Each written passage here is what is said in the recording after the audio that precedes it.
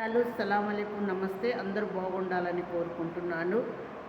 ఆనాడు ఎర్ర సముద్రము చూడాలి అనుకుంటే ఎవ్వరికి వల్ల కాని పని. ఎర్ర సముద్రము చూసిన వారు ఒకటి మోషే ఒక్కరు ప్రార్థన వల్ల ఎర్ర సముద్రము 2 పాయలు చీల్చుకొని యేసుప్రభు వారు వస్తుంటే చూశారు కళ్ళారా. అందరూ కూడా జనులు ఎంతోమంది ఉన్నారు, అక్కడ కోట్ల మంది ఉన్నారు, ఎంతోమంది ఉన్నారు, లక్షల మంది ఉన్నారు. కానీ వాళ్ళందరూ కూడా ఒక తిండి వైపు చూశారు, తిండి కావాలి, నీళ్లు కావాలి. ఈ సొనుగుడు ఎక్కువైపోయింది. కానీ ఆ సొనుగుడు వాళ్ళు చూస్తూ ఉన్నారు. కానీ ఎర్ర సముద్రము 2 పాయలు చేయటానికి మోషే కళ్ళారా చూశాడు. 2 పాయలుగా అక్కడ చీల్చిపడి ఉంది. ఆ ధన్యత యేసుప్రభు వారిని చూడటానికి ధన్యత ఎవరిచ్చారు? ఆయన ప్రార్థన వల్ల ఇచ్చిండు.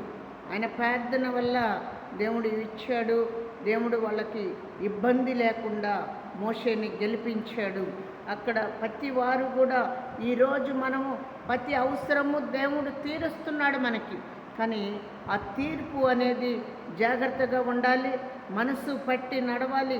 మనసు ఆజ్ఞ అంటే ఒక ఆజ్ఞగా, అంటే ప్రతి వారికి ఒక సేవ ఇస్తున్నాడు దేవుడు. నీకు ఉద్యోగం ఇస్తున్నాడు, కూలి పని ఇస్తున్నాడు, చేతి పని ఇస్తున్నాడు, వ్యాపారాలు ఇస్తున్నాడు.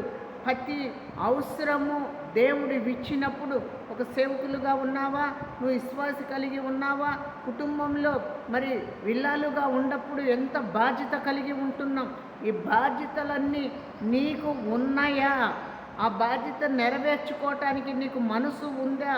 దేవుడు చెప్తున్నాడు.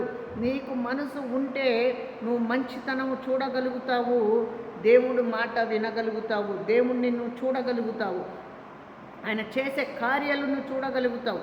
దేవుడు ఉన్నాడు అని నువ్వు నమ్మగలిగితే దేవుణ్ణి కార్యాలు చేస్తాడు. ఈరోజు ప్రతి వారు కూడా నశించిపోయేవారుగా ఉంటున్నారు. కష్టాలు తెచ్చుకుంటున్నారు, బాధలు తెచ్చుకుంటున్నారు, చిక్కులు తెచ్చుకుంటున్నారు. యేసు నామంలోనే అందరూ కూడా భద్రపరచుకోవాలి. నామంలో ప్రార్థన చేస్తున్నాను, ముగిస్తున్నాను.